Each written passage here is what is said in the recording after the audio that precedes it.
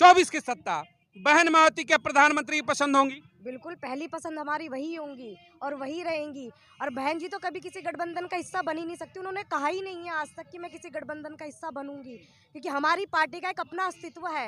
ये तो बीजेपी के जो बिके हुए चैनल्स है सारे, कोई नाम लेता ही तो सोशल मीडिया का आप वो करिए धन्यवाद कि भाई इसके जरिए हम बहन जी को देख पाते हैं या उनका सुन पाते हैं। और आज भी आप ये देखिए कि जो कहते हैं ना तोते की जान किसी में होती है, तो बीजेपी की जो जान है ना मोदी की, वो ईवीएम में आज आप देख ये है समाधान। मैं बता रहा हूँ, अपने वोट का अधिकार सही जगह इस्तेमाल कीजिए, अपने हाथी को वोट दीजिए, अपनी सत्ता खुद बनाइए, फिर मांगने वाले नहीं देने वाले बनो, राजा बनो, शासक बनो। शासक बनोगे तो मांगने कौन आएगा? जो ये अन्याय अत्याचारी वो खुद हमसे मांगेंगे, हम देने वाला समाज है। 2024 चुनाव से पहले जिस तरीके से दो बड़े धड़े इस समय देश में बन चुके हैं, इंडिया बनाम एनडीए, तो क्या अब समय है कि 75 वर्ष की देश में आज़ादी का अमृत महोत्सव मनाया जा रहा है, तो क्या दलित समाज को मौका मिलेगा 2024 लोकसभा चुनाव में कि देश का कहते हैं कि सबसे पावरफुल जो कुर्सी होती है प्रधानमंत्री का, उस पर दलित समाज की महिला प्रधानमंत्री जी हाँ बहन मायावती की चर्चाएं होंगी क्या और पहली पसंद होंगी? चलिए चर्चाओं को शुरू करते हैं।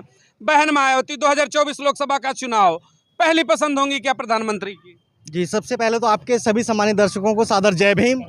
मैं बसपा का छोटा सा कार्यकर्ता गोविंद सिंह सभी सम्मानित साथियों को जय भीम करता हूँ। और जैसा भी राहुल भाई ने पूछा कि बहन जी इस 2024 में क्या प्रधानमंत्री होंगी, जी हाँ 100% होंगी, क्योंकि आज की ही जो प्रेस कॉन्फ्रेंस बहन जी ने आयोजित की है उसमें बहुत सारी बातें क्लियर की हैं। अगर आपने ध्यान से सुनी हो, मेरे सम्मानित साथियों ने सुनी हो, पहली चीज़ जो आपके मन में आती है कि क्या गठबंधन में जाएंगे नहीं जाएंगे, मैं तो पहले दिन से कह रहा हूँ, पिछले 3 साल से कह रहा हूँ, बहन जी किसी गठबंधन का हिस्सा कभी नहीं बनेंगी, क्योंकि बसपा हमेशा एक स्वतंत्र वजूद को स्थापित करने वाली पार्टी रही है। वो किसी की पिछलग्गू ना कभी बनी है ना कभी बनेगी। तो वो बहन जी ने आज बिल्कुल क्लियर कर दिया, किसी गठबंधन में नहीं जाने वाले। हम अकेले दम पे हम जब चुनाव लड़े 1993 से लेके अब तक का पूरा इतिहास खोल दिया आज बहन जी ने। एक एक बात बड़ी गहराई से बताई कि क्यों नहीं करेंगे हम गठबंधन। हमसे गठबंधन करके विरोधियों को तो फायदा मिलता है, हमारी पार्टी को, हमारी बहुजन समाज पार्टी बात को पर तो नुकसान देखिए होता है। अखिलेश यादव ने कोट किया था, आज से 4-5 दिन पहले का एक मामला है। जनपद बलिया पहुंचे तो उन्होंने कहा, जब पत्रकारों ने पूछा कि भाई बहन मायावती इंडिया गठबंधन में शामिल होगी, तो कहा कि भरोसा क्या है भाई, कल को रहेंगी नहीं रहेंगी, भरोसा क्या है? तो सवाल उठाते हैं बहुजन पर कि रहेंगी कि नहीं रहेंगी। हालांकि पिताजी ने तो आशीर्वाद दे दिया था। इतना लंबा समय किसको दे रहे हो आप? कौन? पारिवारिक टुकड़ों में बटा हुआ क्षेत्रीय दल समाप्तवादी, जिसका चाचा शिवपाल खुद, आप सबको याद होगा, अपनी पार्टी बना करके भाजपा के गलभैया करते रहते हैं लगातार। कौन से अखिलेश दूर हैं कि मुलायम सिंह दूर थे? इनका पूरा आधे से ज्यादा खानदान तो भाजपा में है। वो गारंटी देंगे? कौन गारंटी देगा इस चीज की कि पहली बात तो इस पारिवारिक टुकड़ों में बटा हुआ क्षेत्रीय दल, इसकी क्षेत्रीय दल की मान्यता भी समाप्त हो जाएगी इस चुनाव के बाद, आप देखिएगा। बहन जी ने जवाब दिया कि आज भी इनकी मानसिकता दलित विरोधी ही है, भले इनके साथ गठबंधन करके इनको हमने उबारा, लेकिन इनका आज भी उत्पीड़न दलित समाज पे ही होता है। जी बिल्कुल भाई, ये जितने देखिए अधिकांश जो एट्रोसिटीज की घटनाएं होती है करता कौन है? क्या कोई अपर कास्ट का ठाकुर ब्राह्मण बनिया करता है? नहीं, अधिकतर करता कौन है? ओबीसी, और खास करके यादव, अखिलेश यादव के जो समर्थक हैं सबसे ज्यादा एट्रोसिटीज की घटनाएं ये करते हैं, और फिर झूठे झूठे आरोप लगाते हैं कि झूठे मुकदमे। 24 की सत्ता, बहन मायावती क्या प्रधानमंत्री पसंद होंगी? बिल्कुल पहली पसंद हमारी वही होंगी और वही रहेंगी। और बहन जी तो कभी किसी गठबंधन का हिस्सा बन ही नहीं सकती, उन्होंने कहा ही नहीं है आज तक कि मैं किसी गठबंधन का हिस्सा बनूंगी, क्योंकि हमारी पार्टी का एक अपना अस्तित्व है। जब वो बनी थी, वो आपको भी पता होगा कि बाबा साहेब का नाम कोई पार्टी नहीं लिया करती थी 1984 से पहले। इसका नाम ही बाबा साहेब का नाम जब मान्यवर काशीराम साहब ने पार्टी बनाई तभी नाम लिया जाता है। और आज सारी पार्टी, आजकल बीजेपी भी तो नाम लेती है बाबा साहेब का, किस लिए? वोट बैंक के लिए, क्योंकि हमारा वोट बैंक ले ले। हमारा वोट बैंक तो उन्हें चाहिए, बट हमें अधिकार वो देना नहीं चाहते हैं। तो हमारा अधिकार हमें कौन देगा फिर? जब हमारा वोट बैंक आपको चाहिए तो हमें हक और अधिकार भी तो दीजिए। और रही बात महिला सम्मान की, वो तो हमने मणिपुर में देख लिया जहाँ बीजेपी की सत्ता थी, जहाँ महिलाओं को नग्न करके घुमाया गया, वहाँ कोई उनका अभिवक्ता नहीं बोला, कोई पार्टी का नेता नहीं बोला, और कोई मुद्दा संसद में नहीं उठाया गया। और जो वो बैठी हुई है वहाँ बैठी स्मृति ईरानी, उनको तो बोले कोई जाके सिलेंडर का कीमत देखो कहाँ चली गई है। और महिलाओं की आप बात करते हो, आपके खुद जो इसमें महिला सांसद आपकी बीजेपी में है, वो नेता कहाँ बोलती है? कोई भी नहीं बोलने को राजी है। कहा कि बहुजनों को सम्मान मिलना चाहिए, सीधा सा बात है। 75 वर्ष से आप सिर्फ और सिर्फ ट्रम्प कार्ड बनते रहे जीत हार के। आपने वोट किया कांग्रेस को, सत्ता में बैठाया 65 साल। आपने वोट किया भाजपा को, सत्ता में बैठाया मोदी और अटल बिहारी को। लेकिन सवाल यही है कि सिर्फ वोटर बनकर रहोगे या फिर मौका अगर आपको बड़ा चेहरा मिलता है बहन मायावती जैसे चेहरे को, तो पीछे क्यों हटते हो? एक बार एक मुश्त वोट करके क्या 85% 15% की सत्ता को उखाड़ नहीं सकता? अब मौका है कि मिलकर के बहन मायावती पर चर्चा शुरू हो, नाम हो उनका। बिल्कुल होना चाहिए। ये तो नाम ही नहीं लेते चैनल्स पे, क्योंकि ये तो गोदी मीडिया, ये नाम लेगी? बिल्कुल नहीं लेगी। देख रहे हैं कि हमारे सुप्रीम कोर्ट के सारे जो एडवोकेट है वो रोडों पे धरना दे चुके हैं।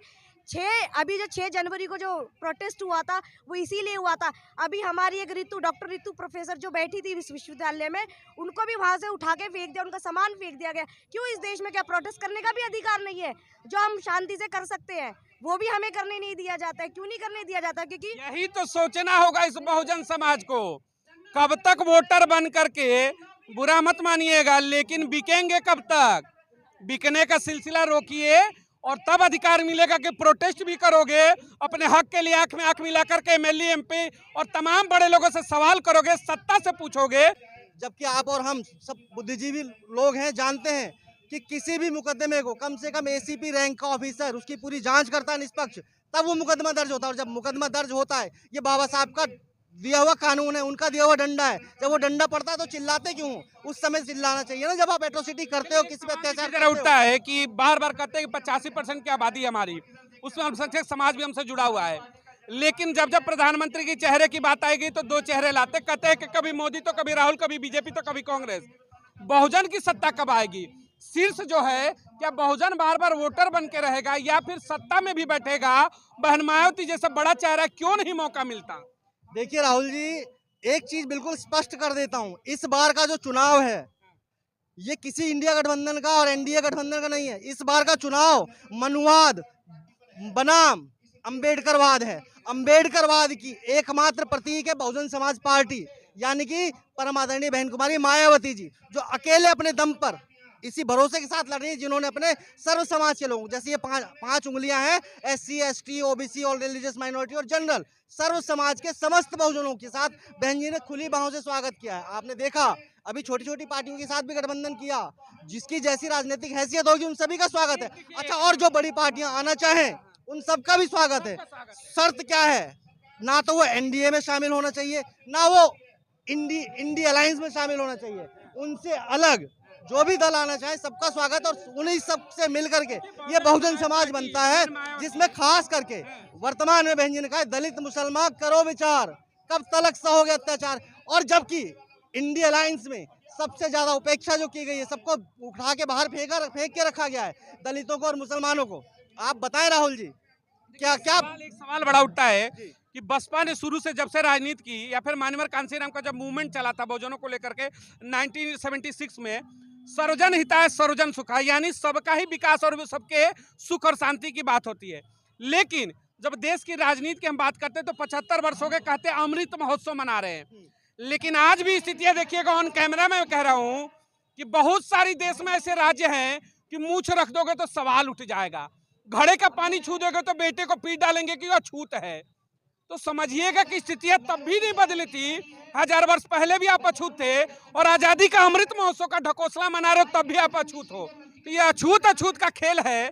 वोट लेने के टाइम पर शुद्ध हो जाते हैं और सत्ता में बैठने की बात आती है तो अछूत हो जाते हैं। अब तो बदलना चाहिए इस परिवर्तन। बिल्कुल ये व्यवस्था, ये जो व्यवस्था है असमानता पर आधारित है, मनुवादी व्यवस्था चली आ रही है। वो नहीं चाहते कि कोई गरीब झुग्गी झोपड़ी वाला आदमी भी उनके बराबर में बैठे, लेकिन बहुजन समाज पार्टी ने सदा से, चाहे वो गटर के ऊपर बैठा हुआ मोची हो, चाहे वो रिक्शा चलाने वाला हो, उन सबको भी लाल बत्ती कार में बैठा करके जो मनोबल दिया, आज उसी मनोबल की देन है कि दिल्ली में भी बहुजन समाज पार्टी की सत्ता स्थापित होगी, और कोई और नहीं करेगा, मैं करूंगा। जब मैं करूंगा और आप करेंगे, मैं और आप मिल करके करेंगे, हम करेंगे, तो क्यों नहीं होगी दिल्ली में सत्ता है। हाँ, देखिए महिला आबादी है, कहते हैं कि भाई बड़ी आबादी हो, 50% हो। हालांकि मोदी तो इस पर भी गेम खेलते हैं, कहते हैं कि महिलाओं को संसद में भेजेंगे, 33% का आरक्षण दे दिया। अरे आरक्षण बाद में देना, पहले सम्मान दे दो। सम्मान चाहिए, इक्वालिटी चाहिए, समानता होनी चाहिए कि आज भी आपको इस नजर से ना देखा जाए कि आप पिछड़े समाज के हो और आप अछूत हो। ये जो शब्द है ना, ये हटना चाहिए। पहले समानता दो, अधिकार तो ले लेंगे, संविधान में भी मिला है। बिकोगे तो ये नहीं करोगे, बिकोगे तो फिर वही होगा कि डॉक्टर रितु प्रदर्शन करेगी, सुबह में पुलिस आएगी उठाकर ले जाएगी, डॉक्टर लक्ष्मण यादव आएंगे उनको उठाकर बाहर फेंक देंगे। झेलना पड़ेगा, झेलने से बाहर निकलना है तो सत्ता का परिवर्तन करना पड़ेगा, सत्ता परिवर्तन होगी। राहुल जी, मैं साफ कह देना चाहता हूँ, इस प्रकार के जो भी लोग हमारे सड़कों पर जाते हैं वो क्या करते हैं?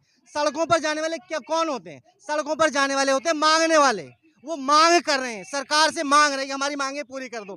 जो अन्यायी अत्याचारी सरकार तुम पर अत्याचार कर रही है, क्या तुम्हें केवल मांगने से दे देगी तुम्हारे हक अधिकार? इसका समाधान क्या है? समाधान ये है, समाधान मैं बता रहा हूँ, अपने वोट का अधिकार सही जगह इस्तेमाल कीजिए, अपने हाथी को वोट दीजिए, अपनी सत्ता खुद बनाइए, फिर मांगने वाले नहीं देने वाले बनो, राजा बनो, शासक बनो। शासक बनोगे तो मांगने कौन आएगा? जो ये अन्यायी अत्याचारी वो खुद हमसे मांगेंगे। हम देने वाला समाज है, हम बनाएंगे।